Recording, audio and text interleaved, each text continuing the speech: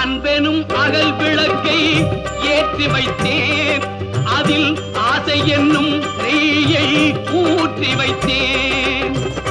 அன்பெனும் அகல் விளக்கை ஏற்றி வைத்தேன், அதில் ஆசை என்னும் நெய்யை ஊற்றி வைத்தேன். என் மன